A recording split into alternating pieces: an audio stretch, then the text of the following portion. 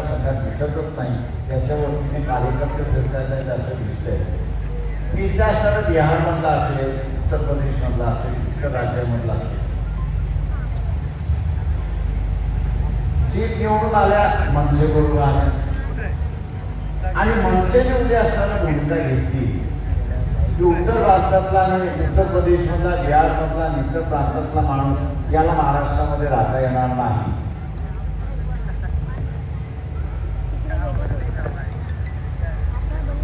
राहता येणार नाही तर आपण करणार.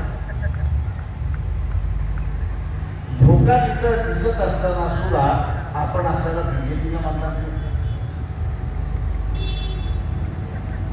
बीजेपीचे समर्थक आहात याची मला कल्पना आहे, पण समर्थक असल्यानंतर आपल्याच पायावर तोंडा पाडून घ्यायचा का याचा निर्णय आपल्याला त्या ठिकाणी करावा लागतो.